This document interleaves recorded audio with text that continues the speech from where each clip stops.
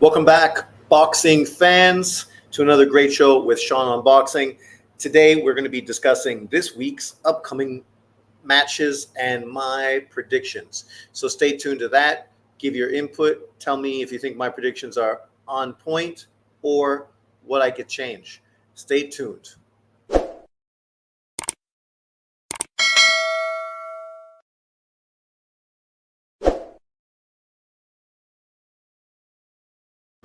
Welcome back, everyone. So today we're going to be looking at this week's predictions. I don't know who out there is part of a prediction league for boxing, but I am, a weekly boxing league. We just started the new part of the season. I think it's broken down into two sections per the year. And at this point, I'm doing pretty good. And I just found out some key information, which I won't be sharing with you, because if you don't know it, why should I help your motherfucking ass? Literally, I just found this out, and I'm like, oh, fuck, that's why these dudes are always getting so much more points than me, because they know something I don't know. It could be my stupidity, my ignorance, or maybe they just had the 411 from the administrator, and I didn't. But needless to say, it's a fucking new ball game now, bitches.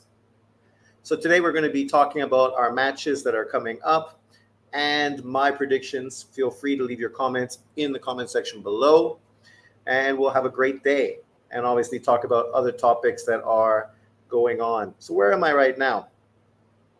Last week I came in number 12 with 115 points, and overall for the beginning of this week I'm currently at number 6, behind the legendary D Jefferson. I don't know what D ever did with his channel. I don't know if he still does his channel, but obviously D's out there. Trey X, another Canadian brethren, he don't really like me too much, but we got more in common than he would like to admit. And obviously Boxing Prediction is one of them. I know he's a Nova Scotian, so, closer to my sister. But yeah, so obviously we're going to be talking about this week's matchups and breaking it down. Obviously there's a lot of fights that casual fans, let me change, American YouTubers probably don't know, because they're not really boxing fans, so they don't really pay attention to what's really going on in the sport of boxing. This is season 21. 21 seasons he's been doing this. Fucking Christ. Week 4. Okay, so we'll break this down, but let's say hello to everybody that's in the house. Zaki is in the house. What's up, my man? If I bet on your picks on DraftKings, will you give me half of my money back if I lose? Selfish. Give us the tips. But you're not in my league, so then it doesn't matter. It's irrelevant. I just don't want people that are in my league to compete with me knowing the information. But let's get to this. So the first matchup of the week is this one. Gore Yurtsin, 18-0, 14 KOs versus Aram Amir Ikhanyan, 15-0 and 1 draw, 4 KOs for the CWBC Continental America welterweight title on UFC Press Pass. I don't know if you guys know who Gore Yurtsin is. He is a pretty good welterweight fighter, good amateur background, a guy who's been around for quite some time. Let's quickly check out here. I think there he is right there. Boom, boom, boom. Let me just share my screen with you so you can check it out. So there he is. 18-0, 14 KOs, 29-year-old from Armenia, 5'10 and a half, 71-inch reach.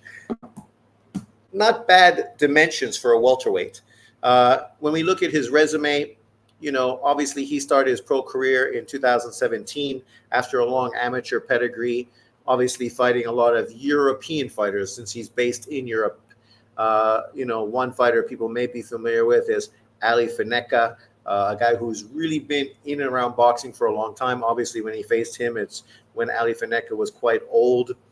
We moved through, and you see a few guys like Mori Montes, Gustav David Vitoro, and obviously Luis Alberto Veron, right? All European caliber fighters. And his most recent fight was against American Quinton Randall, 13-1-1, beating him over 10 rounds. And now he's going to face this other dude who I've never heard of before. based out of Russia. Let's just take a couple of looks. Oh, he faced Cameron Krall. People know Cameron Krall, beat him by UD. And then obviously a lot of European level fighters. Since he is Russian, he spends most of his career in Russia. For this fight, I think it's pretty easy. Even before I really checked out this guy, I was pretty confident that my man was going to win. The question is it a knockout or a decision? Obviously, we know that Gore Yediressian has a good knockout percentage, 78%. So not too bad. But when you look at him against better opposition, he's not scoring as many knockouts. So my prediction is this is going to be a Gore Yediressian unanimous decision victory. Stringers in the house. How long is it going to take for Zaki to start crying? Well, it depends, I guess, on the topic of conversation. But, probably not that long. Right, Zaki? It depends on what fights are happening this weekend. So let's think what else is happening. This fight that is also happening this weekend, I'm not familiar so much with this guy, Omar Trinidad. I wonder if he's related to Tito Trinidad. Currently 15-0-1, 12 KOs in fighting Victor Slavinsky. 15-2-1, 7 KOs for the WBC Continental Americas title on the undercard of that fight we just mentioned earlier. So let's just check out the event, and then we can see who's on it exactly. Okay, so there's Trinidad. Let me just show everybody who this dude is. The great Trinidad.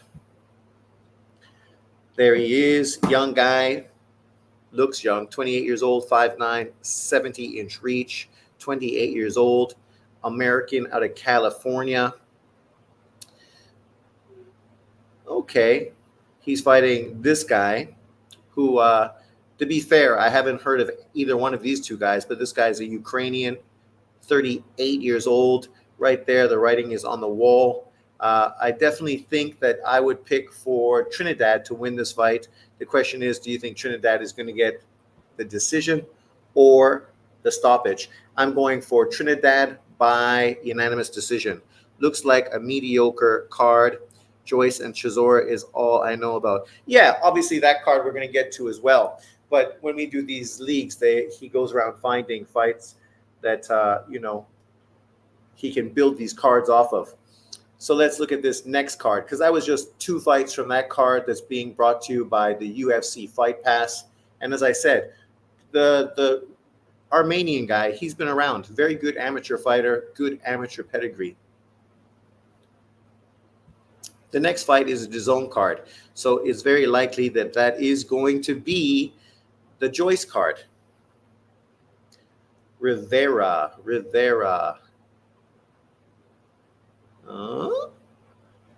I don't know. Daniel Pero. Isn't he on this card, the Cuban kid? Maybe that's a different card. So that's okay. Let's just jump to Saturday, and we'll get back to that one later.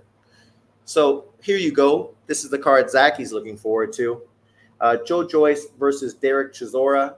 Everybody knows Joe Joyce, 16-2, 15 knockouts versus Derek Chisora, 34-13 with 23 KOs on ESPN+. This is a great matchup. Obviously, it's a bit of a bounce-back fight for Joe Joyce. Joe Joyce obviously got stopped twice by the big Chinese man, and that sort of changed his momentum. Obviously, coming off of a big victory against Joseph Parker, people were expecting him to continue his rage, his run, destroying people. But then, of course, he ran into a guy that was just more professional, a little slicker, and hit just as hard. So with Joe Joyce, Derek Chisora, we know Chisora is a tough fighter, but you have to favor Joe Joyce to win this fight and probably win by KO. If we look a little closer at it, which of course we will, here's Derek. Derek, the big monster that he is. Obviously, he's coming off of a win over an old, broken-down American, Gerald Washington, in his last performance, going the distance. Prior to that, he'd lost to Tyson Fury in his third fight, I think, with him. Prior to that, he beat Pulev by split decision. So you can see he's just fighting quality opponents. Even if we can hate on Gerald Washington is still a very solid, serviceable opponent. And then prior to that, losing 2 fights in a row to Parker, losing to Usyk, but giving Usyk a real tough fight, a fight that many people felt exposed Usyk in his heavyweight run. And prior to that, quite a few big victories before, of course, getting stopped by Dillian Whyte back in 2018. It doesn't seem that long ago. And obviously, Joe Joyce, the monster, old guy, just as old as Chisora, but coming off of those 2 losses to Zhang, bounced back with a TKO victory against Cash Ali, stopping him in the 10th round, which has you wonder how effective he's going to be against Chisora. I'm going to go out there and say that he stops Chisora probably around the 8th round, because I just think eventually, he's going to get Chisora. Eventually, he's going to break Chisora down. Chisora is getting a little long in the tooth.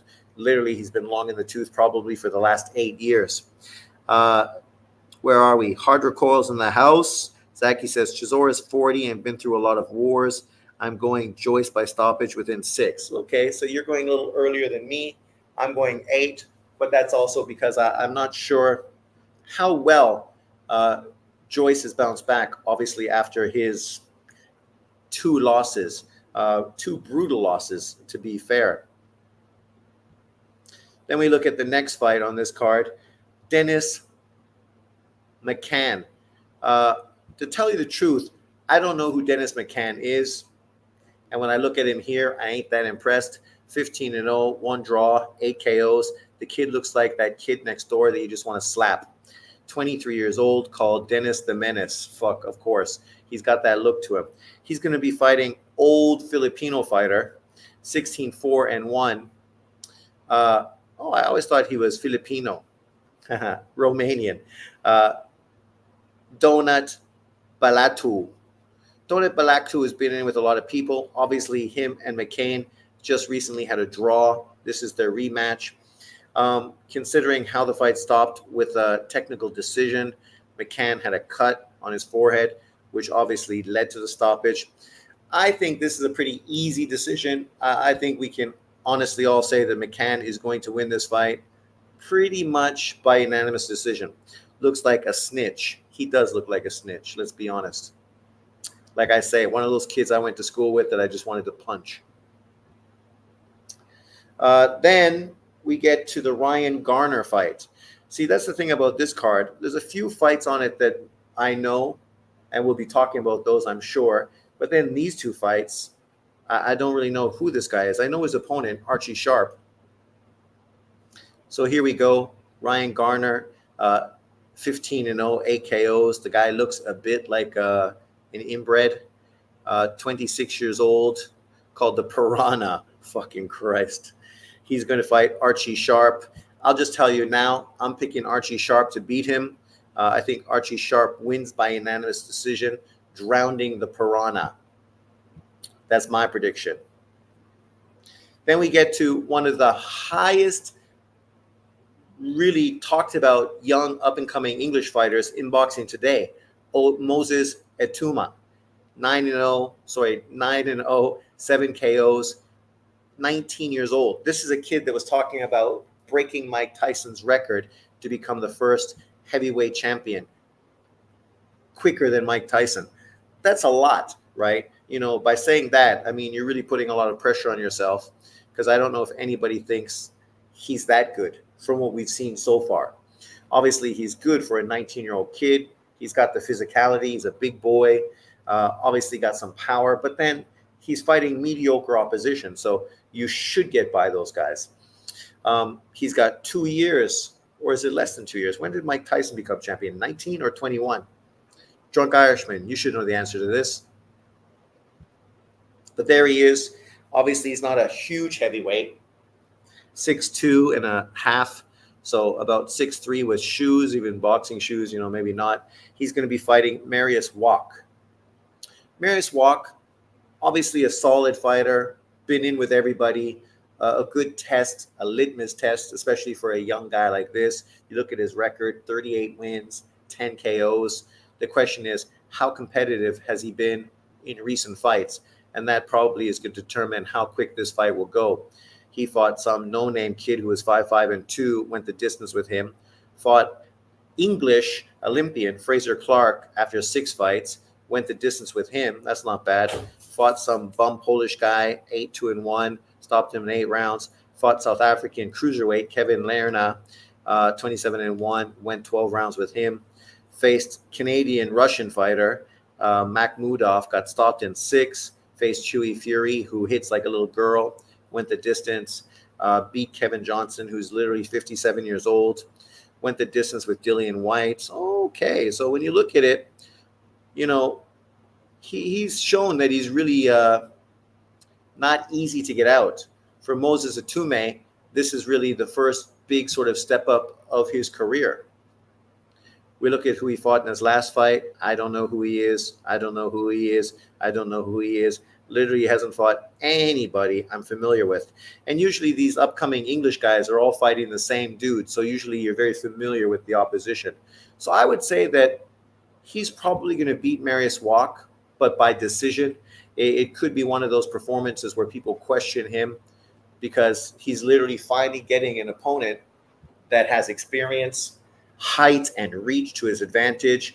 Helenius is a huge fucking guy. Marius Walk is a huge guy. So, yeah, I think Moses Atume is going to go to 9-0 with 7 KOs. It's going to be, 10-0. 20 years old. Was it 20 or 21? Or I can't remember. But, yeah, obviously Mike Tyson did it early and became undisputed, which was even more impressive. Man, my feet are fucked. I went out today and I wore new shoes without socks and got a blister. And then it's like, fuck, man, it's like a 10-minute walk back to my house. Am I going to bleed all over my shoes and savage my feet? Or should I just take my shoes off and just fucking, barefooted? So I did that. But of course, Taiwan is super hot. So now I have these big giant blisters on the bottom of my feet. I don't know if that was the best maneuver. Instead of 1 blister, now I have 3. Fucking Christ. Hollow Ninja says TJ Jahoni is a very solid fighter, but Inoue destroys him. He is a solid fighter. The guy is literally the kind of guy that most people would get a pass on. Ex-world champion, right? He's an ex-world champion. And he was in a great fight. If you never saw the fight with him and what's his face? Mexican-American kid was unified champion after he beat Dahoney. That fight was great. It was a great fight. Can't remember his name off the top of my head, but you know. So next on this card, we have Sean Noakes, 7-0, 4 KOs. I do know Sean Noakes, and I know he's getting quite a lot of push from the Ukraine. Yes, Daniel Roman, thank you very much. Noakes is getting quite a bit of push from the UK crowds. He's going to be fighting some guy I've never heard of. Obviously, he doesn't have a big resume right now, only 7 career fights, 7-0, 4 KOs, 29 years old. What does that say? He really started his career pretty late, fighting this guy, Inder Basi, who is 12-1. Inder Basi, look at him. Nice beard on him, 27, 6 foot tall, real tall, long kid. But look at who he's fighting. Guys that are 0-3 and fucking 0, 6-1, 7-0, right? He's fighting a lot of pure fucking bum ass fucking opponents. Whereas Noakes also fighting pure bums. So the fight's hard to predict, right? Just because at this point, neither of these guys have been tested. They're fighting real mediocre opposition. But I'll go out on the limb and I say Noakes by 4th round TKO. Dahoney lost to Goodman. Come on, not a good opponent at all. Well, Goodman is a mandatory opponent. Then Cool Boy beat Roman. Yep. Inoue needs to fight MJ. These 2 cupcake opponents, Dahoney and Goodman, are ridiculous. Well, Zaki, stop crying. To be fair, you and your people Americans. It don't matter who he fights. You're not going to give him any respect. So he just does this to you guys. Fuck yeah. TJ Dohoney is a name opponent in Japan. He's fought his last 3 fights in Japan. We're going to do a fight in my hometown. It's a good venue, 20,000 people. He's going to sell. I'm going to stay busy and wait for better opponents to come my way. And there's better opponents down the road. Junto Nakatani, Bam Rodriguez, potentially a move up to 126 if a guy like Shushu Carrington can take over. So there's no rush. He might as well fucking just stay busy, knocking motherfuckers out. He should fight MJ. He should fight MJ, and he will fight MJ. But what's the rush? MJ is one of the most inactive fighters in the sport of boxing. Since becoming unified champion, he's almost done zero to build his fucking brand, right? So it's not like if Inoue beats MJ, he's going to get any fucking accolade. Literally, the majority of people that fucking are saying, you know, he needs to fight MJ don't even know who fucking MJ is. Maybe Inoue is waiting for Junto. He's not waiting for Junto. He's just staying busy, right? He's beaten the 3 best fighters in the division. So what's the fucking rush? What's the hurry? Oh, I know. He's got to go to 135 and fight Tank Davis. Because that makes sense. No fucking sense. Nonsense. This is something I found funny. Where is he? There he is. PBC fighter Brandon Lee is fighting on this UK Derek Chisora card. 28-0, 23 KOs, 5'10", 71-inch reach, fighting some dude I've never heard of. At least he's undefeated. Juan Anaconda, 11-0 with 6 KOs, Colombian fighter. You know, based on his resume, you could look for a fucking exciting knockout, probably inside 5 rounds for Brandon Lee. Obviously, for Brandon Lee, it's good. He's part of, you know, the UK boxing scene right now. Obviously, there's a lot of fighters at 140 pounds, a lot of potential fights to make, and obviously some money to be made. Obviously, being part of the PBC kept him inactive and doing nothing. So it's better that he's finally crossed over. Them dudes at featherweight need to figure their shit out. That's true. There is no top killer at 126. That's why I say there's no need for him to move up. You fight your TJ Dohoney, you fight your Sam Goodman, you fight MJ Akhmadiev, and then Junto Nakatani is going to be right there for you. And I told you, what did I say, people? Inoue versus Junto Nakatani is, that's right, the biggest fucking boxing match in Japanese history. And you need some time. He got to fight Inoue's brother first for unification before that fight really builds up its magnitude. So fighting Goodman, Dohoney, MJ, not one of those 3 guys means fucking anything, because none of them are big names. Nobody fucking cares. Only hardcore boxing fans know that MJ is a good fighter.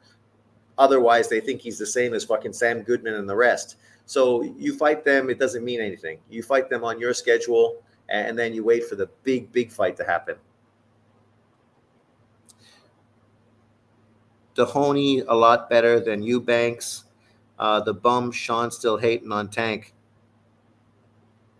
Oh my God. How did I hate on Tank, Big Top, the bully? What did I say? That people want Inoue to go to 135 to fight Tank. That's me hating on Tank? Dude, people like you are too sensitive.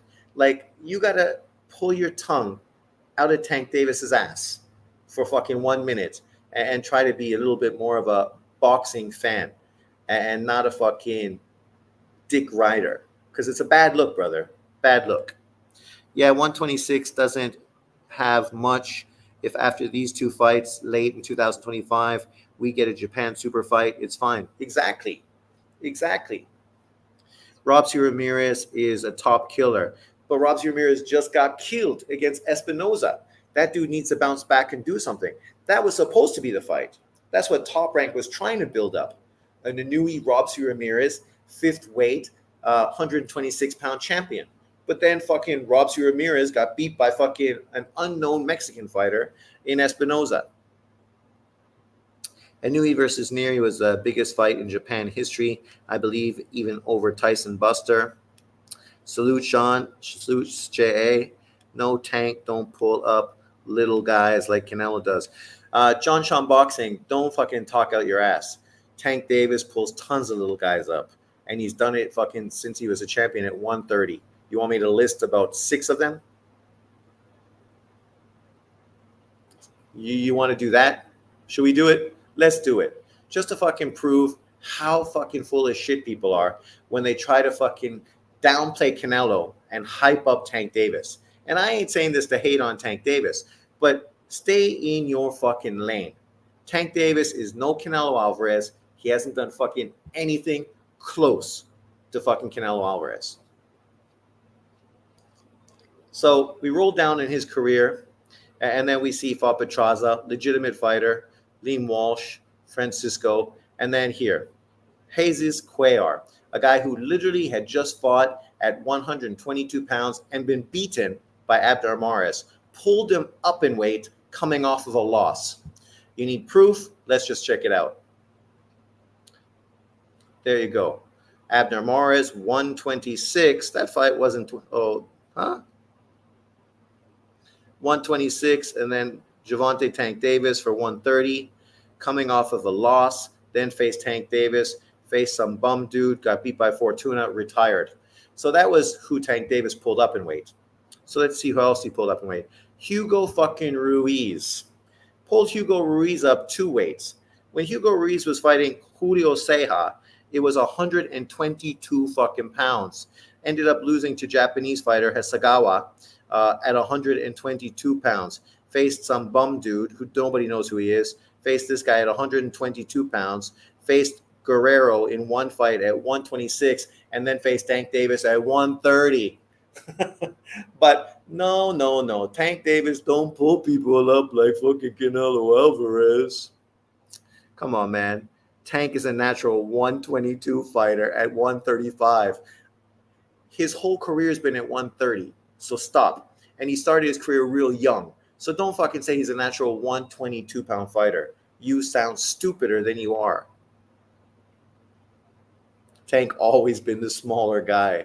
Man, see, dudes like you, Sean John, you're what's bad for the sport of boxing. You're narrative fucking driven. Tank is a natural 130-pounder. He just fights at 135. Yeah, and the fights I'm listing are fights when he was at 130. I never listed any fight at 135, but we can.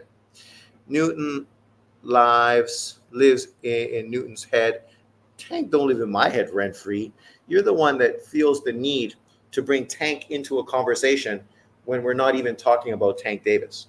Literally, we're talking about boxing matches that are happening this weekend, and then you come here, and the first thing you start talking about is fucking Tank Davis.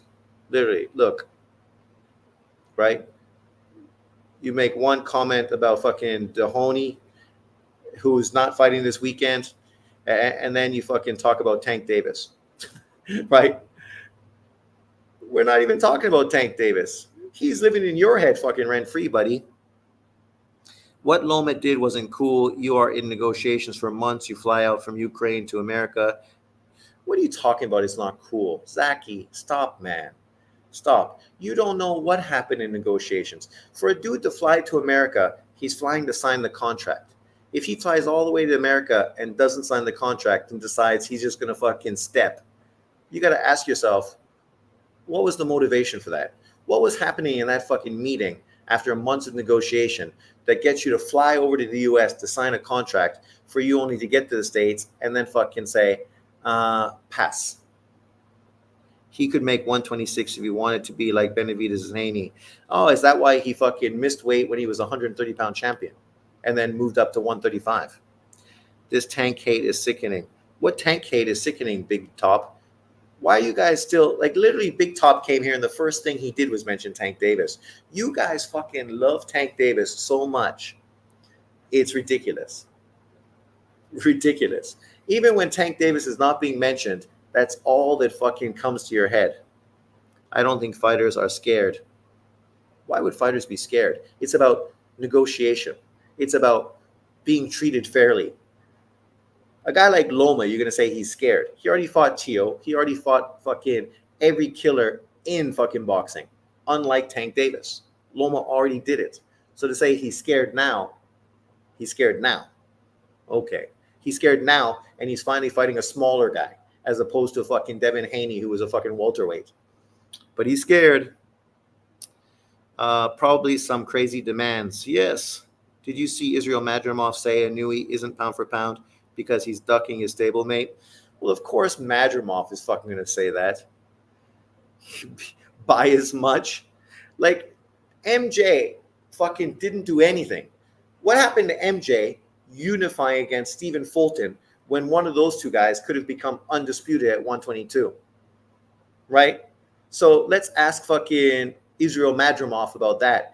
How come your fighter, MJ, ducked fucking Stephen Fulton for fucking years and didn't try to become undisputed, which would have only built his legacy up and potentially put him on a pound for pound list, so that when Inui moved to 122, the first person he would have faced would have been fucking you.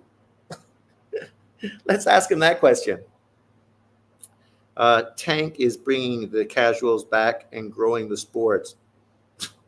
Yeah, casuals like you. Ryan versus Loma would be a big money fight. When is Ryan's suspension over? Ryan ain't gonna fight Loma. What are you talking about? Fucking Ryan is literally a welterweight. There's no chance in hell that's gonna happen. But, you know, I don't want to beat a dead horse, but look, you know, who else did he pull up? There you go. Hector Luis fucking Garcia, a guy who was a 130-pound champion, pulled him up to fight him at 135. Only for Garcia to move back down to 130. But let's get back to boxing and these, get away from these casuals and their stuff. Holy crap. Is it surprising that Amanda Serrano just got paid big bucks fighting on a pay-per-view with Jake Paul, knocked out her opponent, and obviously has a huge Katie Taylor rematch on Netflix, where they're getting paid millions of dollars to fight. And of course, Clarissa Shields came out post that fight, shitting all over her, trying to fucking say that the GWOAT is her fucking thing, that other people can't be called the GWOAT because she coined that phrase. Man, that bitch is bitter.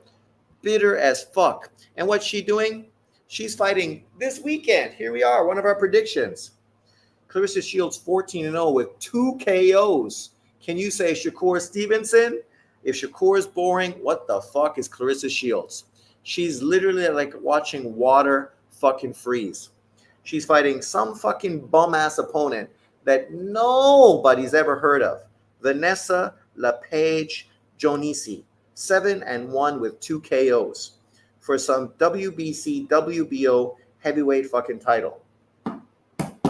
As if this means that somehow she's great, because she's literally fighting some bum-ass opponent that nobody has ever fucking heard of.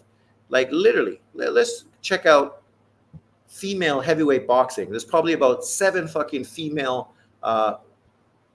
boxers. Here we go. Oh, she's from Canada, 29 years old, 7-1. How many fucking heavyweights are there? Oh, there's 21 female heavyweight boxers in the world. 21. And the best record is this girl who's 7-1. After that, you got 3-2, 2-0, 3-1, 1-2, 2-6, 4-0. Oh, not bad, Danielle Perkins. 41 years old, 5-0, 3-3, 2-6, 9-7, 3-1, 1-1, 1-1, 1-2, 0-1, 0-2, 0-2, 0-1, 0-1, 0-1. And Clarissa Shields is going to fight this fucking girl. And we're supposed to be impressed.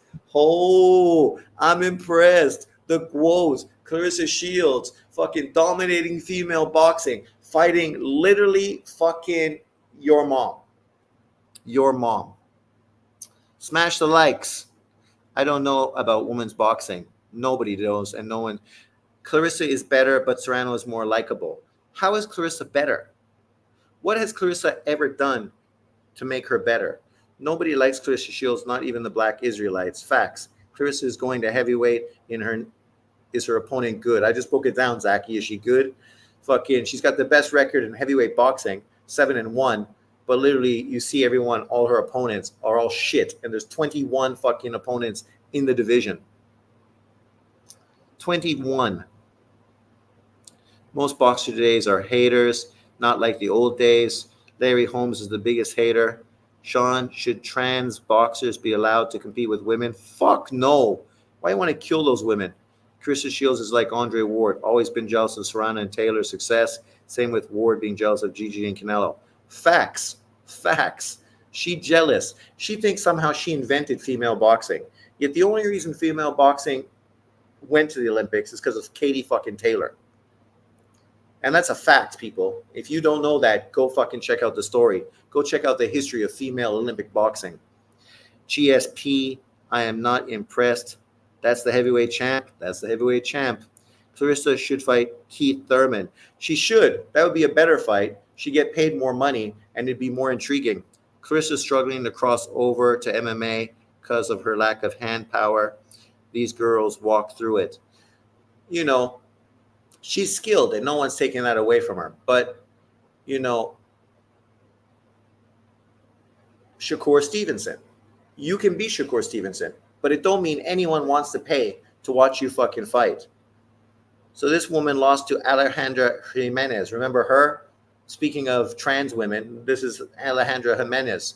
Her knocked her out in 3 rounds. This was the big giant girl that fucking beat the American girl. Where is that? Did they take that fight off? Ah, there you go. Franchon Cruz beat her, and then it became a no contest, right? Because she was on steroids, or she's got a penis, or fucking something. I don't know. But this is who Clarissa Shields is fighting next. I mean, who gives a fuck? Clarissa, who gives a fuck? Like, literally, Amanda Serrano is fighting Katie Taylor. And I will tell you honestly, for somebody that's not even a person that enjoys women's boxing, the Katie Taylor, Amanda Serrano #1 fight was the best female fight I've ever seen in my life. It was a great fight between 2 fucking really great fighters. And Katie Taylor's been in with a lot of great fighters and had some great fights. You look at Katie Taylor's career to fucking Clarissa Shields, it's night and day. Someone is literally fighting, and somebody else is cherry picking. And it's not her fault. She's a big girl, and she's in weight classes where there's just no competition. But then, you know, step fucking back, calm down. Clarissa versus Layla Ali. Well, you know, back in the day, Layla Ali would fucking beat her ass. If we're going to trash cherry-picking fighters like Canelo, then we have to trash Floyd. He started it all. Facts. Well, actually, Sugar Ray Leonard started it all. Now that Loma ducked the pressure, is on Tank to fight Shakur. There's nobody else to fight. Exactly. That's why I love it. Yeah. Loma said, you're going to negotiate like that? Fuck you. I don't need you, dude. I don't need you. I'm just going to fucking take the rest of the year off. Go fuck yourself and see what happens to you. Who are you going to fight? The pressure's on you. You need to fight someone. You better make that Shakur Stevenson fight.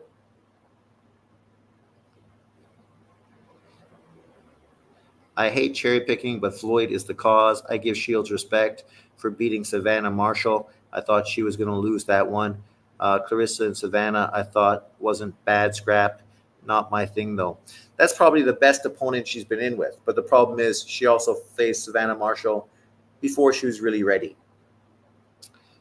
Shields and Taylor both turned pro at the exact same year, and look at how many fights Taylor has to Shields. Exactly. We nearly lost to bottom feeder Germany. You guys nearly fucking lost to Sudan. Sudan, that's the bottom feeder, not Germany. Germany got some legitimate NBA players, but fucking Sudan. Whereas Canada beat France. You know, Canada's good. The problem with Canada, we don't have any player taller than fucking Kelly Olynyk. And Kelly Olynyk, if he's your big man, you fucking are going to struggle on the boards. Sean, you keep saying Tank was being greedy in negotiations. Where do you get this information? Do you realize Ring IQ made that 40 million shit up on Twitter? It had nothing to do with the 40 million.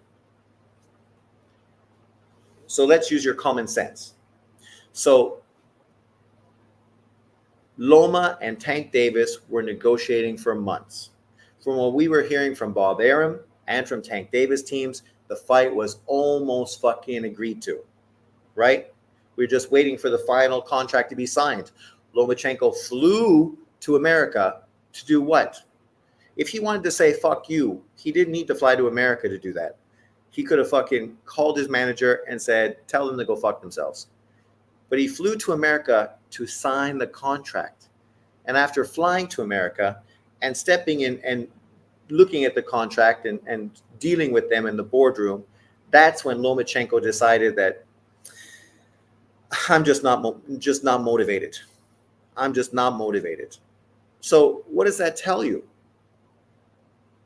If you're not motivated, you don't need to get on a plane to fly to the fucking US to say, sorry, I ain't motivated. Because you're motivated enough to fly 15 fucking hours to say, fuck you, and then fly 15 hours back to the Ukraine? No, never. Female boxing is growing, but it lacks talent. LeBron has been taking over at 40. Impressive stuff. He's just a man, right? He's just fucking manhandling those people. Dylan Brooks was playing tough on Wimby the other day. Yeah, Dylan Brooks is good. Nike U.S. basketball team. Loma is a coward. A coward. He's a coward, right? But Tank Davis ducked him for 7 years. So what does that make Tank Davis? Hey, what does that make Tank Davis? Loma's a coward, but Tank Davis ducked him for fucking 7 years. And in that 7 years, Lomachenko's fought pound for pound quality fighters. Tank Davis has fought 0 pound for pound fighters. So what does that make Tank Davis? A little bitch? A little bitch. He ducked Mr. Unification and a career high payday because he didn't want to get stopped. Oh my God. You go with whatever you want. But he told you post fucking George Kambosos fight, he was going to retire and not even fucking come back. The only reason he did was because of his dad. Sean is a coward lover. Okay. I'm a coward lover, but you're supporting a dude that literally ducked Lomachenko for 7 years. And you're going to ignore it and fucking play denial. Right? That's the problem with dudes like you. I can't take you serious when you ignore the fact that Tank Davis literally ducked Lomachenko for 7 years. And it's on fucking record. On record. You could Google it right now and you'll get a ton of articles fucking telling you that Tank Davis is ducking and aging out Lomachenko. Maybe Loma just worried, wanted to take a vacation to America. Loma a duck. Gotta expect these things, Newton. I love Tank, but he's a coward too. If Tank did this, I'd criticize him as well. He's done it his whole fucking career. What do you mean, if? Tank fought Ryan, who beat Haney, who beat Loma. Is that how you're going to spin it? So now fucking Ryan's legitimate, even though fucking you wanted to be suspended for life and because he cheated using steroids. Devin Haney beat Loma in a controversial fight. Okay. Tank had massive power. He does. He's got massive power. Many people have power. Throughout boxing history, there's been guys with great power that fucking lost. We talked about it in the live yesterday that you were there. And remember, was it you who was too stupid to know who fucking Azuma Nelson was? Right? Azuma Nelson fought a guy who had like a 96% knockout ratio. What happened when he faced Azuma Nelson and Salvador Sanchez? That motherfucker got beat. Because just because you got power don't mean you can fucking land it. Go ask Deontay Wilder against Tyson Fury. If Tank was too young, then what about Teo and Devin? Facts.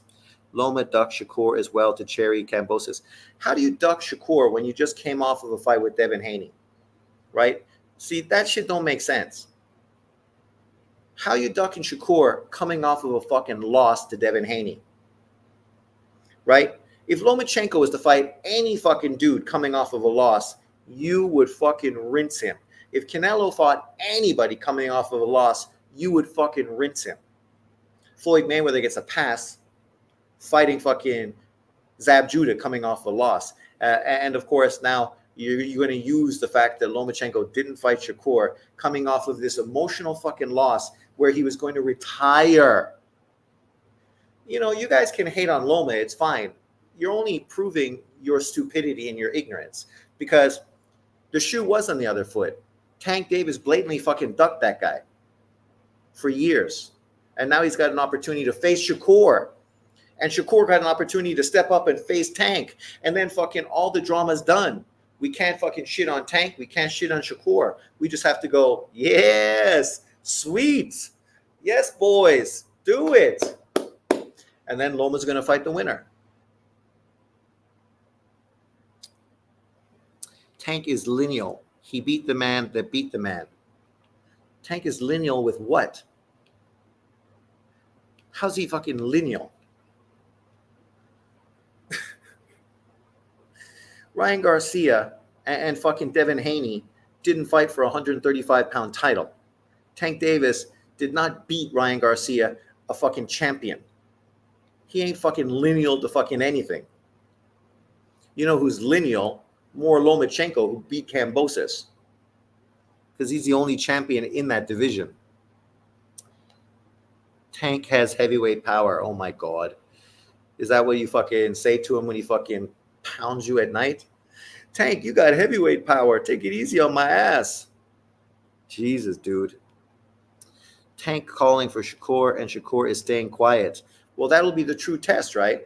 That'll be the true test. It's like when Devin Haney ducked Shakur. Shakur went to the WBC, said, mandate me. Something David Benavidez hasn't done. And they mandated him. And Devin Haney went up to 130, 140 to fight fucking Prograis. No one said, Devin Haney's ducking Shakur. But literally, fucking Shakur was his mandatory.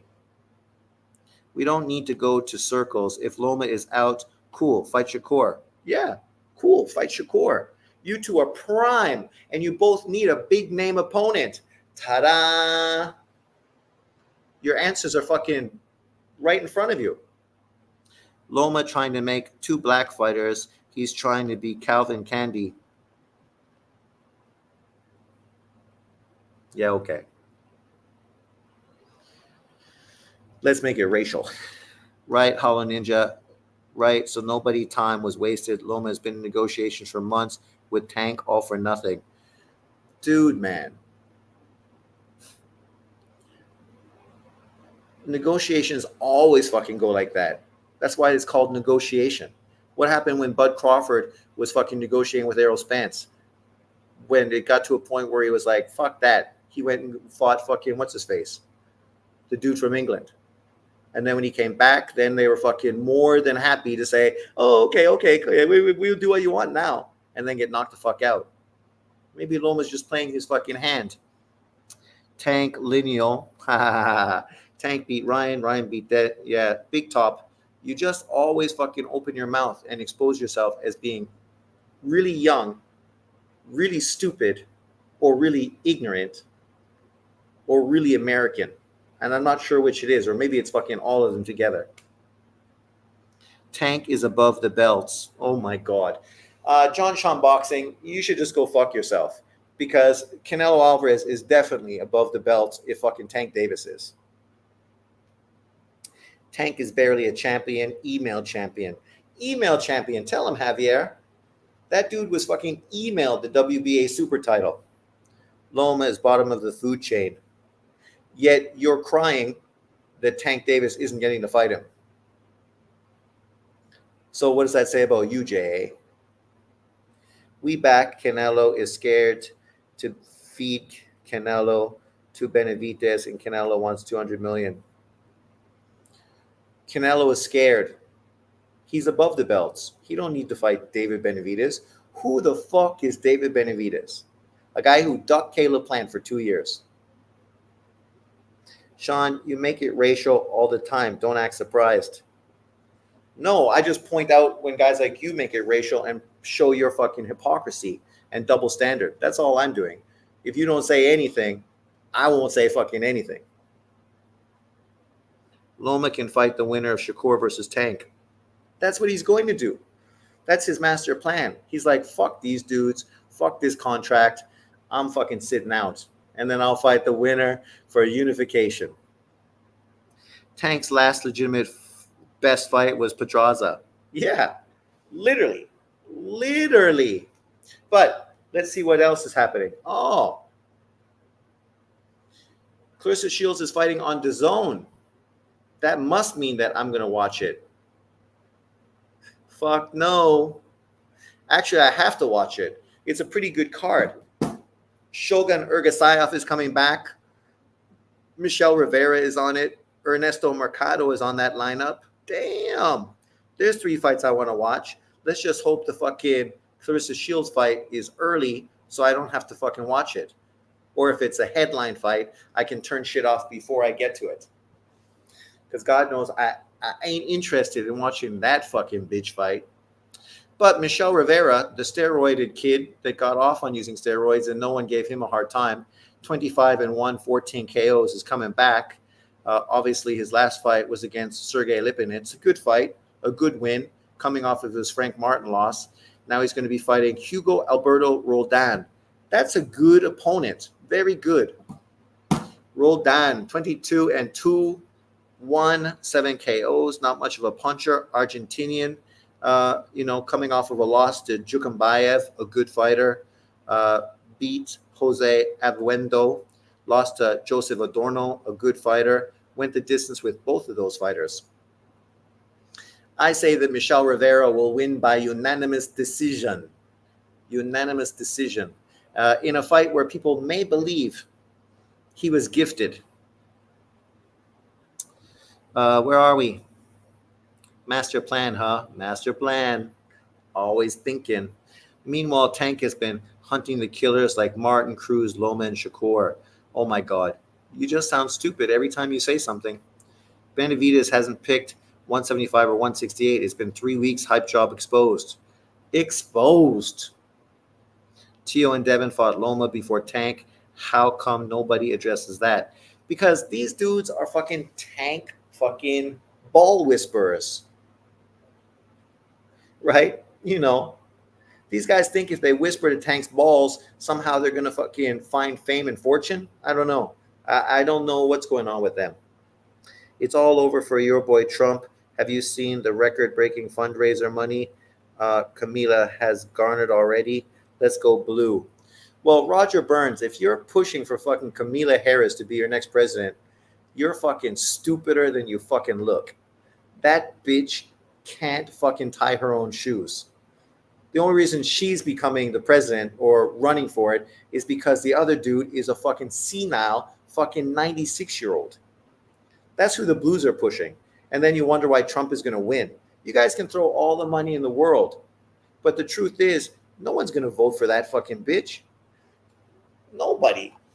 She fucking was a retard as a vice president. How's she going to become fucking president?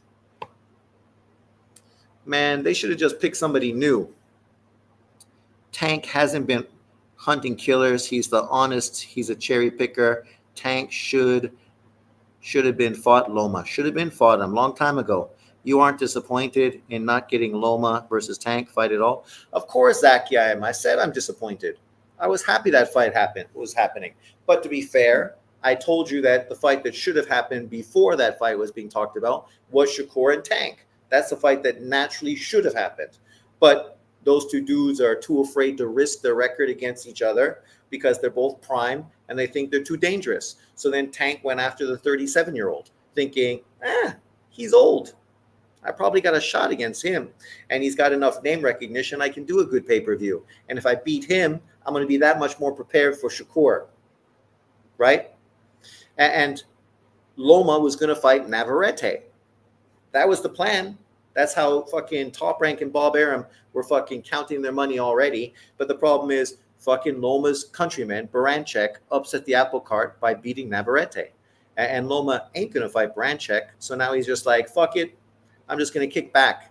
Zepeda can fight Baranchek, knock him out. These two fuckers could fight. And then I'll come back then and face Zepeda or the winner of fucking Tank and Shakur. And why not? He's fucking did all the heavy lifting at 135. So he might as well let some of these dudes fucking finally do some work of their own. Sean didn't want to see Loma stretch out. No, J.A., unlike you, I don't care if fighters I like get beat. because I'm a true fan of boxing. And I understand that if you take great fights, you will get beat. Manny got knocked out cold by fucking Marquez. Fucking Golovkin got beat, even though it was bullshit. Loma got beat by Tio, and I said Tio won the fight. I thought if Loma won the 12th, he would have got the draw. On the cards, I don't think it would have worked out that way, but on my cards. But he didn't win the 12th. So I felt confident that Tio won the fight. He won the fight. People win fights, right? It's okay. I don't mind when fighters I like lose. Roman Gonzalez got knocked out by Rungvisai. Should never have had to rematch him, but did, and got beat. Oh well, he came back, became champion again, beat good fighters, got robbed again in his career, and continued to fucking move forward. Great fighters continue to push themselves and take on great opponents. The question we have is how come these fucking dudes, hype jobs, really, that's what these guys are. Shakur Stevenson, Tank Davis, plenty of other black American fighters, they're hype jobs. Because guys like you don't have high expectations for them. You don't really want them to try to be great. You talk about them being great, but you don't really want them to fucking prove it because you're afraid they will lose, and somehow that will reflect negatively on you. If Loma loses, that don't reflect on me. That reflects on him and his team and his dad. Nothing to do with me. Saying Loma is old is funny because 2 of the top 3 pound-for-pound fighters are older than Loma. And they're old too. Usyk and Bud Crawford are old. They're 36, 37 years old as well. They are old. They're not prime. So what's funny about it? Literally, people are saying that fucking Israel Madrimov can beat Bud Crawford because he's getting old. People thought Usyk was going to lose to Fury because he's getting old. They thought he slipped when he fought fucking Daniel Dubois and was slipping. You forget that? I don't forget it. Loma ducked Tank. It's unfortunate we're not getting that fight, but Tank ducked Loma for years as well. So I guess it's even. Yeah. Davis will cherry pick another bum. Just watch. Salido was 36 when he beat Loma. He didn't beat Loma. He was gifted a victory. Should have fucking had points deducted for low blows. Never did. Floyd was 36 when he schooled Canelo. Yeah. And Floyd is a fucking all-time great who had a great performance against a young Canelo Alvarez. Bernard Hopkins was old when he fought. No one's fucking saying that because you're 36, 37 years old, you can't have great victories. It's just you're obviously not fucking prime anymore. Is that hard to comprehend? B-Hop was 37 when he beat Tito Ortiz. Tito Ortiz? Who the fuck is Tito Ortiz? Damn, Javante sexuals are at it again. They're always at it, man. These dudes, I understand that you love Javante Tank Davis, his pink nail polishes, his tattoos. He's so ripped. He's so handsome. He's so sexy. But he's never going to be recognized as great until he fucking does it in the ring. No matter what you guys fucking post all over social media, it doesn't make Tank Davis great. Sorry. You know, at the end of the day, it's about who you beat. And at this point, he ain't beat too much.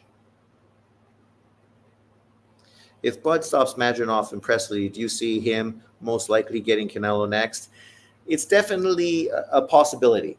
It's a big fight, biggest fight in boxing probably, outside of probably Fury and AJ. Canelo is getting old too. He is. He's performing old. Look at his last few fights. Not nearly as explosive as he was when he first was at 168. Salido, Tio, Haney all ran from that Loma rematch. Some people in this chat comprehension is limited. If Tank don't fight Shakur, then what Tall going to defend next? Well, they will blame Shakur. They will say Shakur is ducking Tank Davis.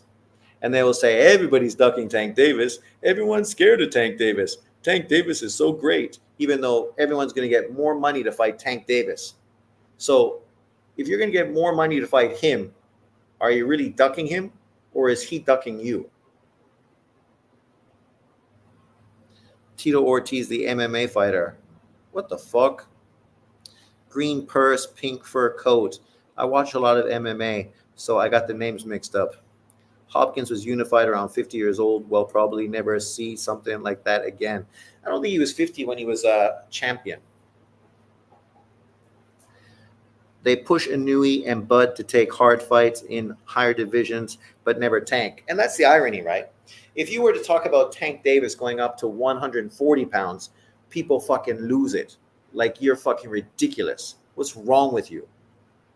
Why are you such a racist? Why are you looking for a reason for the black man to get beat?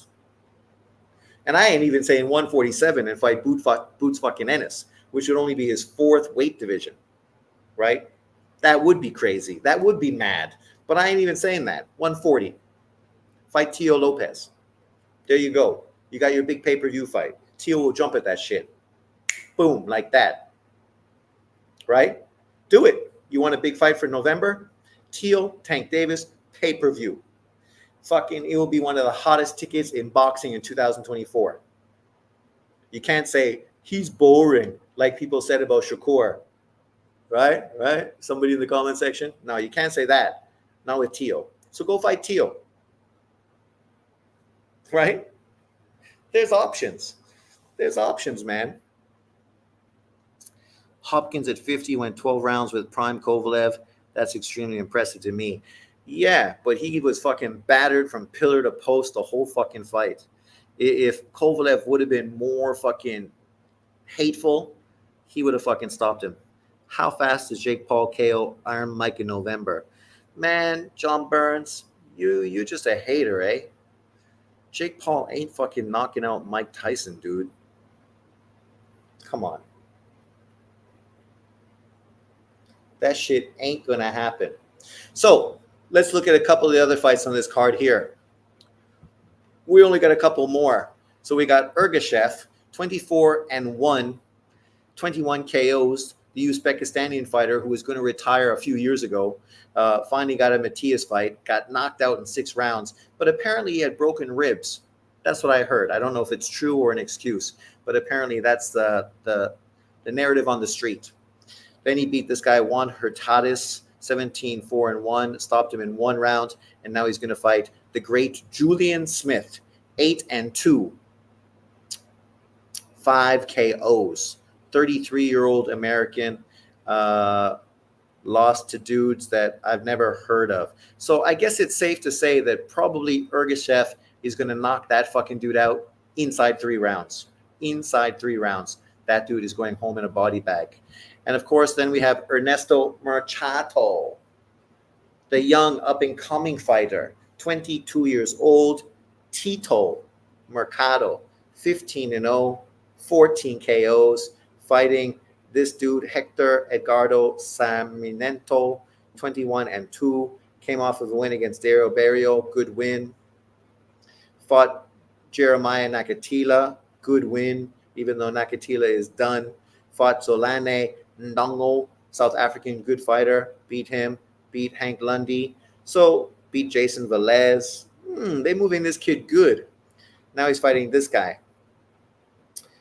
21-2, never been stopped. Argentinian, 14 KOs. Just got beat by Dennis Baranchek in his last fight in 2020.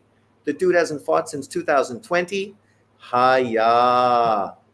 Fucking Mercado's going to stop this kid in 3 fucking rounds too. 3 rounds, this guy's dead. Ernesto moves to 16-0 with 15 KO. The next great Mexican-American fighter. Hopkins wasn't 50 years old, Zaki. Hopkins wasn't unified at 50 years old. Hopkins later broke his own record by winning titles at 48 and 49, including a victory over Tavares Cloud. I said around 50. Bernard wasn't and nowhere near 50 when he was unified. If Tank doesn't fight Shakur, then he is one of the biggest ducks. I won't say he's the biggest duck, because as we said yesterday in our video that was about Tank Davis, not like this video, which isn't about Tank Davis. He could fight Isaac Cruz to become a legitimate 3-weight world champion. He could fight Shakur Stevenson to become a unified lightweight champion. he could fight Tio Lopez to become a 3-way world champion and legitimately fucking sign himself as a top 5 pound for pound fighter in boxing. So there's 3 real fucking big potential fights now that Loma's fallen off. So it's not like Loma ruins his fucking opportunities. He got 3 huge potential fucking matchups in front of him. The question is, what's he gonna fucking do? Because it's on him. He's the A side. He's the one that has to fucking make that contract, fucking pull that dude in to fight him and intrigue him enough to sign the contract. If you're going to offer people pennies on the pound, you're fucking not going to get top level fighters. That's why these guys have always cherry picked in-house PBC fighters who they could lowball, right? We all know it. Tank would spark Tio. He should take the fight next now that he doesn't have Floyd's cloud around him. Would he spark Tio? Maybe. But we know Tio, when he was up against legitimate opponents, he performed fucking great. He performed at his best against the best opponents that he's been in the ring with. Maybe against Tank, we would see the best version of Tio. Right? It's a great fight. Who wouldn't like to see that fight? If you'd like to see Tio versus Tank, leave a fucking TT in the fucking comment section. If you don't want to see Tio versus Tank, you leave a NT in the comment section. But I think a TT, man, we like a TT. TT's nice. TT all the way. You know, I'm not saying you can't fight Isaac Cruz or Shakur. I would be happy with those fights too. But I'm just saying, come on, guys. Come on. We know this fight is huge. We know this fight probably does bigger numbers than fucking Loma, Shakur, and Isaac Cruz. Right? You potentially could do 1 million pay-per-view buys with Tio versus Tank in November. Tio talks a load of shit. He's a salesman. B-Hop wasn't 50. Yeah, okay. Fuck B-Hop. Tio and Brian Norman is a banger as well, though. Sure, but Brian Norman is a legitimate 147-pound fighter. You fight Tank Davis, you're fighting a legitimate 135-pound fighter. So you're not giving up size or weight. And Norman's a hard puncher, too. So Tank and Norman, you're fighting a bigger dude with power, fighting a smaller guy with power. One guy got a longer reach. Fucking, you know, the other guy got a shorter reach. So it's more beneficial to fight Tank. You're going to make fucking huge money fighting Tank against Brian Norman. Nobody even knows who fucking Brian Norman is. Literally nobody. Me and you, we know because we're hardcore boxing fans. But the majority of people, they don't know who fucking that dude is. That dude could walk past them at fucking the 7-Eleven and people wouldn't know who the fuck he was. And he could be wearing his fucking WBO belt. Tank might cherry pick Keyshawn.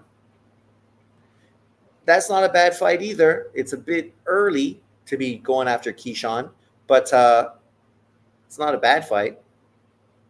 Keyshawn Davis is good. Keyshawn Davis will perform better against Tank Davis than he's performed against anyone else, for sure. Tio has lost his KO ability at 140. He'll have even less than 147.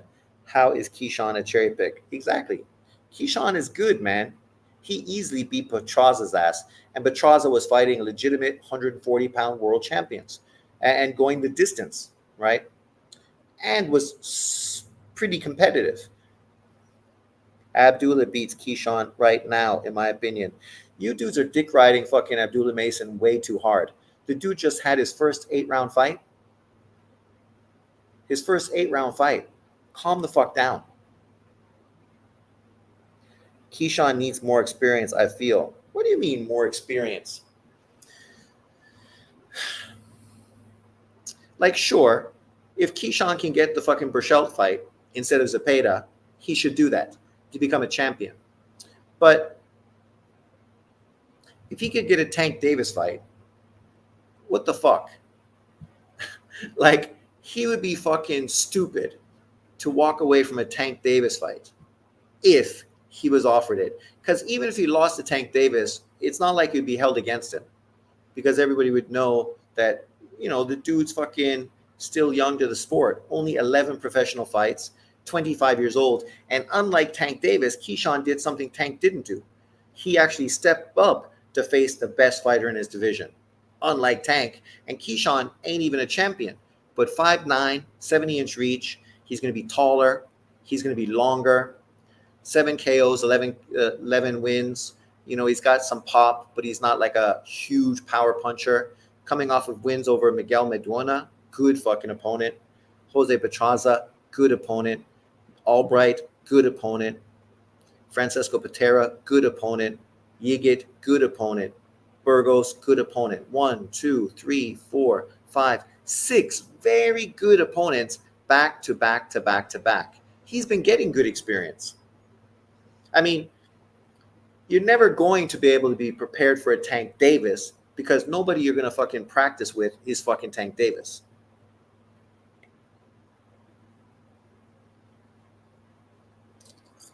He is the goods, you'll see. Hey, man, Zaki, you ain't doing anything new, man, by fucking talking about Abdullah Mason. Like, don't think that you fucking discovered him or something, and that now you're fucking the number one fucking fan. The reality is everybody knows he's the goods, but slow your fucking roll. The dude's 19 years old and has never even had a 10-round fight yet. He don't need to fucking be pound for pound by fucking the end of 2024. Let's relax and let fucking things unfold naturally. I see people saying Mason beat Shakur. They act like there aren't levels to this, because people are stupid. I know he's good, but he's not ready at all. Not ready. Not ready for the top guys. Mason is so green, still fighting guys made to order for him. Let's not hype Mason up too early. Yeah, let the dude fucking fight. Let's let him go through the stages of development that he's supposed to go through. It's okay. It's okay to hype him up, but don't start saying he beats world champions when he's still fighting cans. That's my point. I say he's a potential fucking pound for pound number one fighter for the next 10 years. That's hype. But I ain't saying, oh man, he fucking kicks Boot Dennis's fucking ass. That dude could get up to 147, beat Boots. Go up to fucking 140, beat Haney. 135, fucking kills fucking Tank Davis.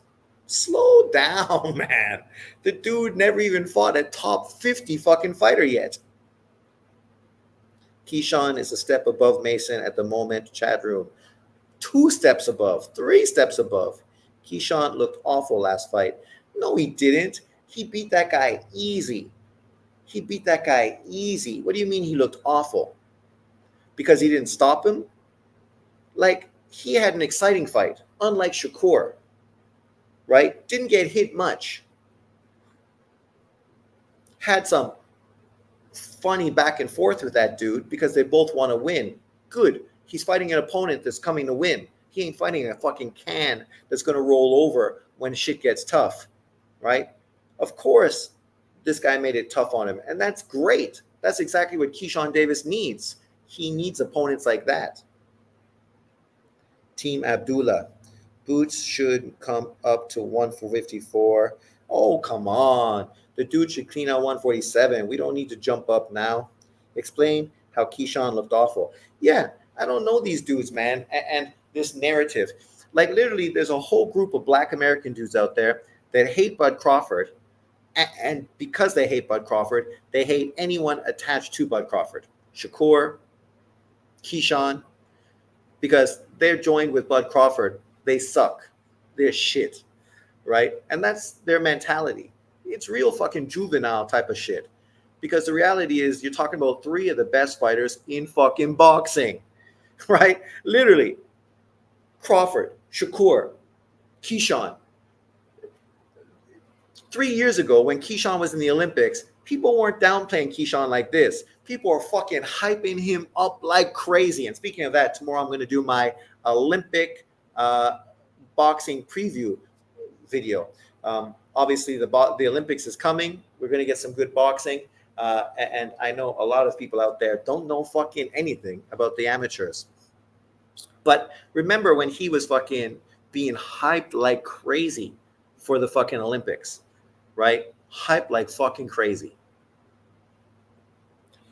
Bush League tactics. Boots should stay whenever he wants to stay at. He doesn't have to do anything the fans are asking for. Man, he needs to build his legacy. Build his legacy. His legacy. Kind of like Tank Davis need to build his fucking legacy. Boots ain't ready for Bud. Well, if he gets a Bud Crawford fight because Canelo don't want to fight Bud Crawford, then fine. It's a great fight. You're not going to hear me downplay Boots Ennis and say he don't deserve a Bud Crawford fight, because that ain't fucking true. He deserves the fight as much as anyone.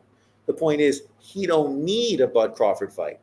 And Bud Crawford definitely don't need a Boots Ennis fight. Richard, I already cooked you. Man, Zaki, you don't cook. What are you talking about? Right now you're saying, Mom, can I have a glass of water? Benavidez fans are Canelo haters, and Boots fans are Bud haters. Well, Boots fans are Errol Spence fans. Let's just be honest. Boots fans are not fucking Boots fans. They're Errol Spence fans who are bitter, upset motherfuckers because their narrative was exposed. Right, Knockout Boxing? I know you're watching. Exposing yourself every time you spread your fucking hate. I'm just saying, if Boots wants that, then he should go for it. Yeah, I agree. If Boots wants it, he should go for it. The onus is on what he wants to do and his team. But as I said, if Saudi Arabia is pushing for that fight to happen, then okay, I get it. You lose to Bud Crawford, it don't ruin your legacy. You still got your whole career ahead of you, and you got paid heavy in the process. So, the reason you do this is to get paid. If you can get paid up front, all the better. All the better. You could buy fucking 5, 6 fucking houses, rent that shit out. You're popping off fucking $1,500, $2,000 a month in fucking in rent, making 10 grand a month, and you're not doing anything except hopefully still boxing. Crawford fighting at 154. Boots is at 147. I'm starting to think this chat is on the spectrum. There are Spence fans claiming Bud is ducking the rematch at 154. Well, those dudes are just mental. Like, the question is Spence even going to fight Funduro? Is that dude even fucking physically able to take on that kind of opponent right now? I heard that physically he's not okay right now, right? I don't know if it's true. I don't want to speculate. I don't want to spread nonsense because I don't know the truth behind it. But I hear that physically he's not okay. Here we go. Another fight happening this weekend. And this fight is more significant even though nobody's talking about it. You see right there, number 1 minimum weight fighter, Jinjiro Shigyoko, 11-0, 24 KOs. At number 2, Oscar Collazo, 10-0, 27 years old. These two dudes are in the position to have a super fight. And here, let's check out this boy at number 6. Hansboy Dumzadov, 6-0, 5 KOs. If you're watching the Olympics this year, pay attention to him because his ass is going to be in the Olympics trying to win another fucking gold medal. Because that's the last time. Look at what he's been doing. Literally, in 2024, he hasn't been fighting pro. He's been literally fighting in the amateurs, preparing for the Olympics, fighting legitimate opponents like this guy from Kazakhstan. Lost to that guy. I don't know who he is. Prior to that, when was the last time? He's been fighting a lot, eh? In the amateurs, he fights in the pros. Back in 2023, here we go. Where's the Olympics? What year was the Olympics? I forget. 2022? But needless to say, keep an eye on him. But for now, we're not talking about him. We're talking about Jinjiro Shigyoko. 11-0, 9 KOs, 24 years old, 5 foot tall, 61.5-inch reach, short-ass Japanese dude, but one of the up-and-coming young superstar Japanese fighters in boxing. He's going to be fighting Pedro Tandurin, 16-4-1. And Pedro Tandurin's a good fighter. If you look at his resume, 12 knockouts and 16 wins, never been stopped. 27-year-old fucking Filipino. You go back and he lost 2 times to Rene Marc Coutro for the IBF title. He also got a loss earlier to Munsari. People remember Munsari when he was 50-0, when he literally tied Floyd Mayweather's record, lost to Munsari for his WBC title. So he's been in with legitimate fighters. So for Jinjiro, this is a very good opponent. And hopefully sometime later this year, maybe December, we could get him against Collazo in unification. That would be the dream. That would be the dream. But we will see. Where are we?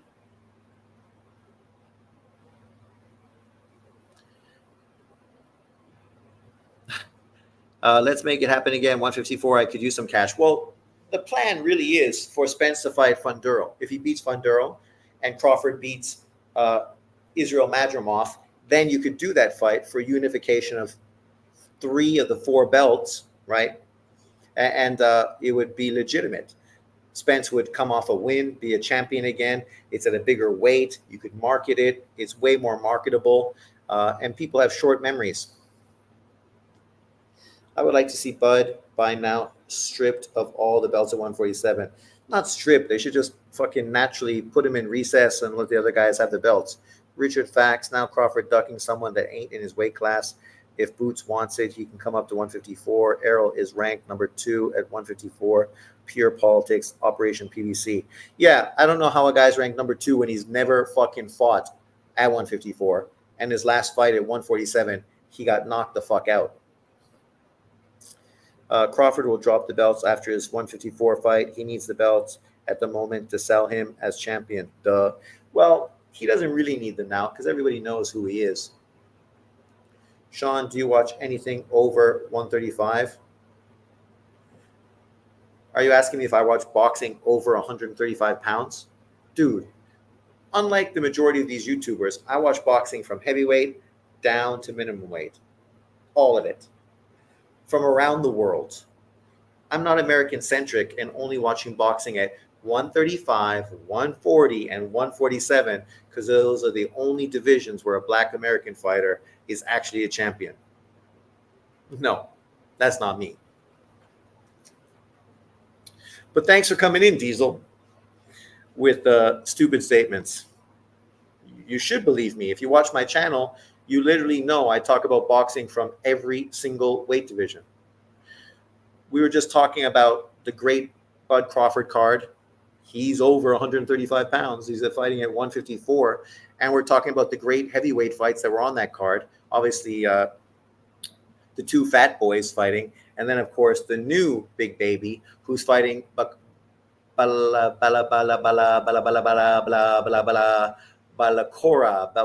Bakalush, but the English African fighter, which is a great matchup, Even though today Hatman was talking about how he's not sure if that fight is actually going to happen.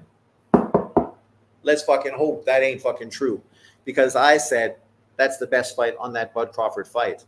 That fucking fight is legitimate. Since we're here, let's just quickly take a peek. Since you brought it up.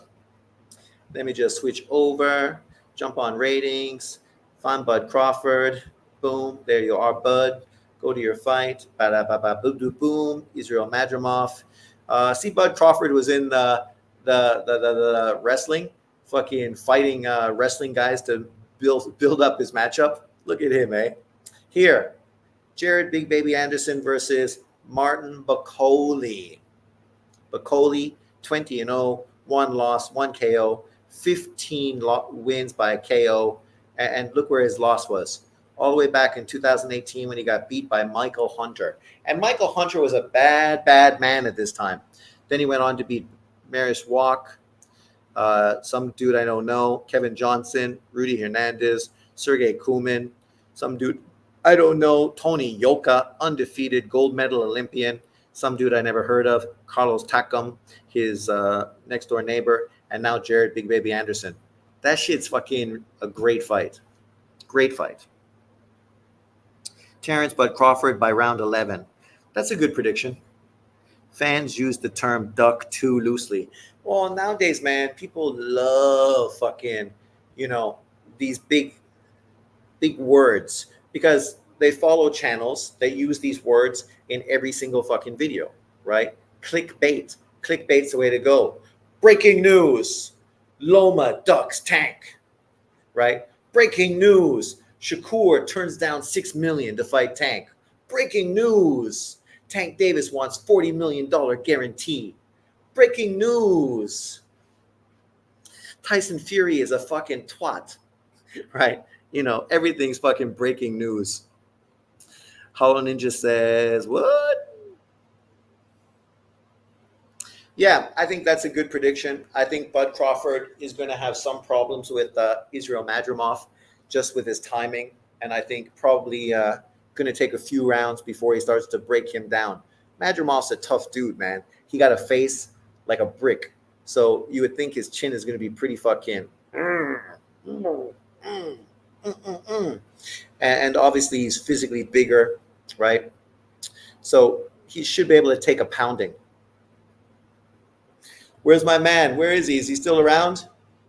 Hey, Big Top, take a pounding, eh? Where's Tank Davis when you need him? Breaking news. Sean is a Tank hater. How am I a fucking Tank hater? Diesel, you dudes, maybe I should say Diesel. Hey, breaking news. Diesel, fucking taking in the ass from fucking Tank Davis and loving it. You got to suck them in some way to click.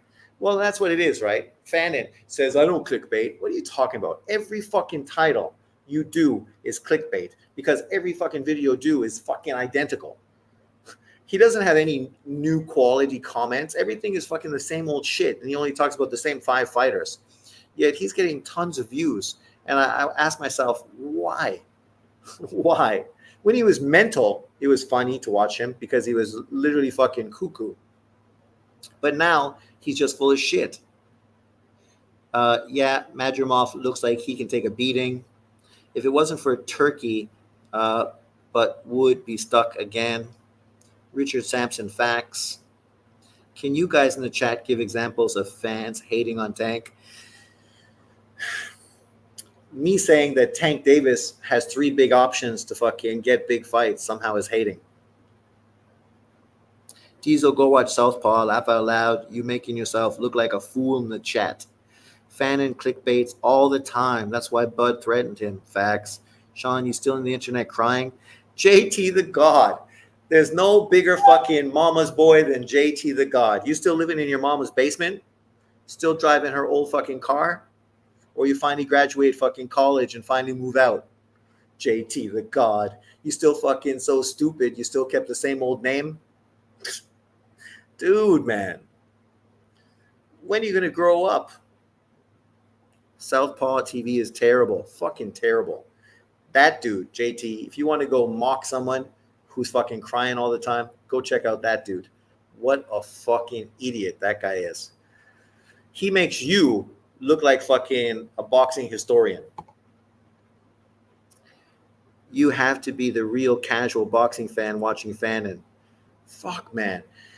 It ain't even casual because it's just the same fucking content all the fucking time. Like, I understand these dudes only make videos on topics that they know they can use clickbait topics, titles that people want to watch. So you need to say Tank Davis, Shakur, Tank Davis, Shakur, Errol Spence, Bud Crawford, Tank Davis, Shakur, Ryan Garcia, Ryan Garcia, Ryan Garcia, Ryan Garcia. These dudes hate Ryan Garcia, yet they fucking clickbait and clout chase off of him more than fucking anybody else. Like, people literally come to my channel saying, how come you're not making a video about Ryan Garcia? I'll leave that shit to you. You trying to fucking use Ryan Garcia to get money from YouTube. So you continue to make your fucking Ryan Garcia videos. Fannin is kind of entertaining.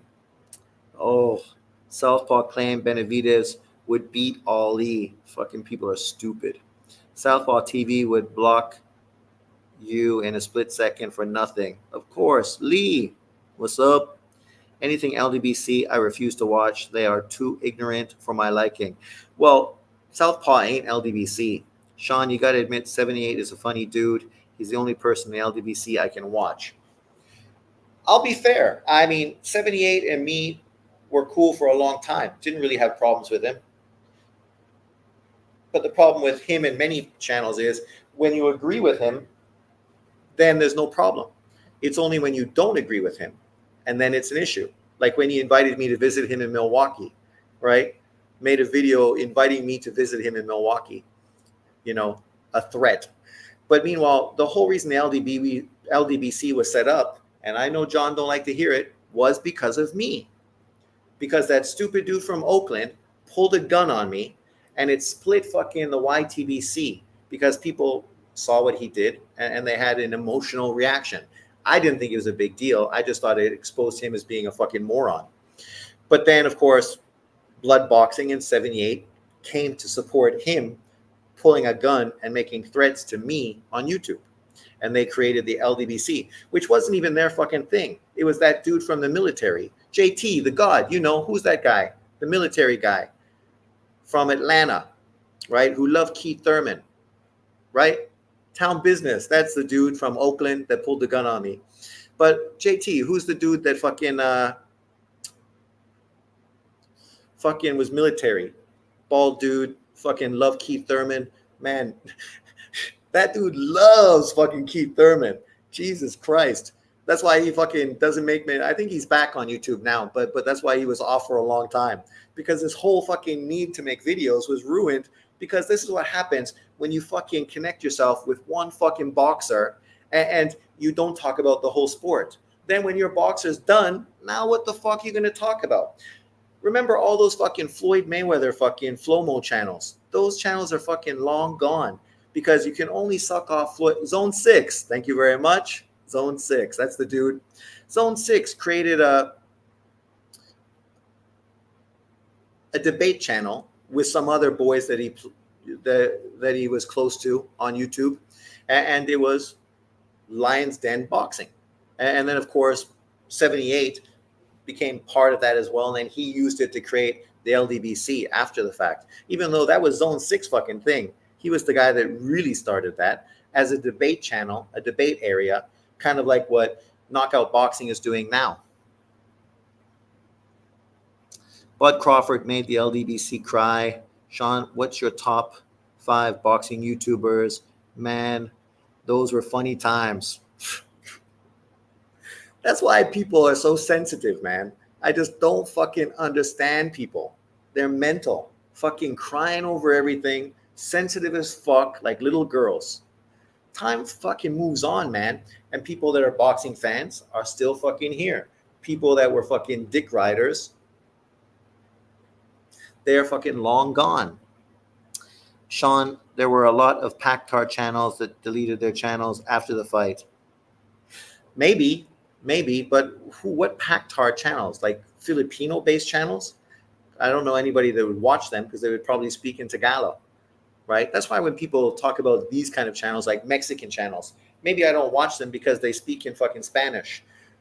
The Filipino channels spoke in fucking Tagalog, so who listens to them? It's like I go to a lot of channels for Inui content, but they're all Japanese, so they're all talking Japanese. I leave an English comment, and the guys will write me a comment in English as a response, but I can't really understand. So I'm like, fuck, man, you need to put like the English subtitles underneath, and then I can follow you and maybe fucking learn some information from people literally living in fucking Japan. The LDBC was more boisterous before Bud versus Spence. We all know what happened after that. Well, Spence got beat, Wilder got beat, Devin Haney got beat. The LDBC tied themselves to these 3 fighters, and fucking all of them fucking have been humiliated, which means the LDBC got nothing to fucking talk about now, right? What are they going to do now? Who are they going to fucking hype up? Who are they going to fucking, push video after video after video after video? They're waiting for somebody new. They're hoping Devin Haney bounces back so they can continue that fucking ride, because Devin Haney's dad is fucking throwing those channels money, You know they are. That was already exposed by the dude from fucking the politician from California. What's his name? Barbershop Constipation. Arguing every day about Pac-Man versus Floyd. Fuck. And people are so stupid. That's when I was saying, me, 78, blood boxing, we were all cool because we were not fucking Flomos. Those guys weren't Pactards either, but they weren't Flomos. So they were more down the center. Everything a fucking Flomo accused Manny Pacquiao of, you could accuse fucking Floyd Mayweather of the same fucking thing. He never fought any black fighters. Yeah, okay. He's on PEDs. Yeah, okay.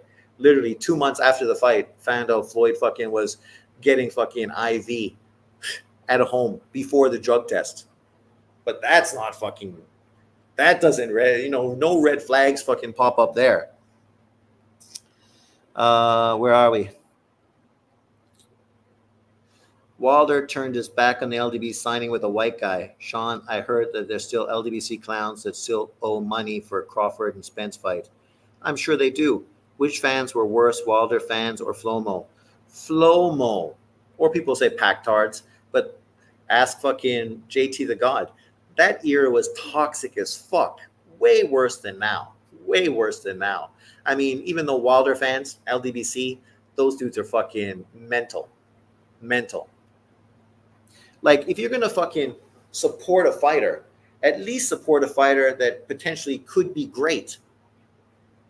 The reality is, before those guys fucking supported Wilder, they also knew Wilder wasn't great before he won his world title. I remember fucking the channels making videos responding to fucking his fight against Bermane Stiverne, people picking Bermane Stiverne to beat Wilder, and then all of a sudden all these channels are fucking huge fucking Wilder fans. Come on, get over it. My opinion, I'll say Wilder fans because they tried to divide the YouTube community. Well, but the Floyd Mayweather fans, and they did too. All the LDBC channels now is called Tank a Monkey. Fuck, eh? Like literally, 78 calling people apes and monkeys, right? Everybody's racist, but these guys literally calling every fucking black guy that has a different opinion than them apes and fucking monkeys. I don't get that shit. And they aren't doing that. They're crying about racism. Remember when Barbershop got slapped by Kenny Porter? I do remember. That was one of my most watched fucking videos. God, I hate Barbershop. Wilder, I haven't seen his videos for a long time because,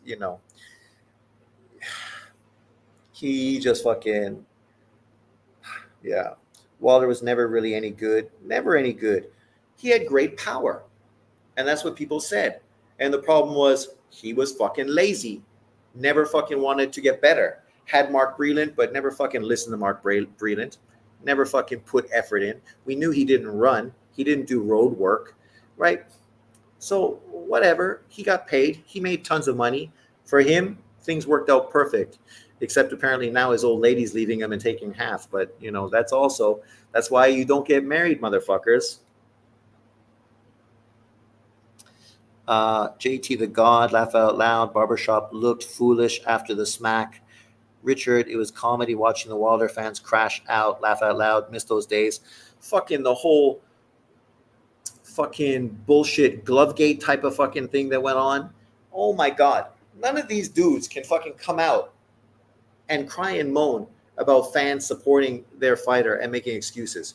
Because never in my life have I ever seen such a bunch of fucking crybaby motherfuckers creating a big drama over fucking Glovegate, over fucking the water being fucking drugged, over fucking the weight of the costume, over fucking all these mental things. And then what do? They re-signed to fight him in the exact same scenario and got knocked out once again. It was like, you dudes are fucking retarded. Retarded. Kenny violated Barbershop. Yeah, but Pac was never on Floyd's level. No, he was better. He was entertaining. He was a crowd favorite. He put on entertaining fights people wanted to watch. Floyd Mayweather never did. Cherry-picked fucking Mexican fighters to sell pay-per-views on Mexican holidays. fucking left the game so he could avoid all the top welterweights. Only came back when the top welterweight was a fucking lightweight. So he was better than a lightweight. Congratulations. When the whole Wilder thing came around, that's when I was out. That shit was fucking crazy.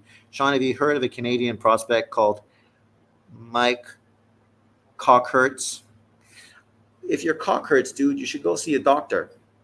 He's only 19. He's already an intercontinental champion. Wilder's fake skull dent is still the funniest thing. Fucking Christ, man. Oh my God. Like, people are mental. But that's the problem. Literally, there's a bunch of fucking high school dropouts on YouTube following LDBC, Dante, Ego, channels like that. And they fucking echo every fucking thing those channels say. Because they're fucking stupid. Ignorant. PBC was never better than Floyd. Pac was never better than Floyd. Come on, man. Pac was a more accomplished fighter. That's a fact. And was in way better fights. If you're going to go back and watch fights, you're going to go back watch Pac fights. You're not going to watch Floyd fights unless it's fucking him whipping Arturo Gati's ass. But like, fucking hooray. So you beat a fucking club fighter. Congratulations. Right? And then you fought Pacquiao 8 years fucking later. And tried to make it out that he was a drug cheat, so you didn't have to fight him. Talk about fucking a guy that ducked. Floyd ducked like fucking crazy. When he wasn't the A side, he still was acting A side, and then pushed out all that shit about PEDs, and fucking ended up having to paying Pac-Man money for that. Legend. Most people fall for it. Damn, I forgot about the skull dent and egg weights. Egg weights in the fucking glove. Fuck me. I replied over laughing when Wilder claimed his suit made his legs weak. Wilder losing to Zhang in 2 rounds is a clear sign he should retire. Pac was a better legacy than Floyd. For sure. He just beat Keith Thurman to become, what, a 4-decade champion? Usyk proved that the old heavyweights would be able to compete in this era. He's literally the same size as Ali and is the undisputed heavyweight champion. Sure, but styles make fights. I got Pac top 10 and Floyd top 15 or 20. Old Usyk lost to a young Porter in the amateurs. Old Usyk, young Porter, they're fucking like the same age. The difference is Sean Porter fought him when he was still playing football and was huge. And at that point, fucking Usyk was fucking thin, gangly, and a kid. Porter had definitely been the guy who matured faster. But, ladies and gentlemen, boys and girls, thanks for jumping in. JT the God. Imagine seeing somebody from the past, flash from the past. But we will jump on later this week. As I said, I'm going to make a video maybe tomorrow or the day after, breaking down the upcoming Olympics and fighters that you should keep an eye on. So I need to do some research and let my little fingers do some research and find out. There's a few American fighters to pay attention to as well. So stay tuned to that. And I will see you guys later. Peace out, everybody. And remember, have a nice week. I'm on holiday, bitches.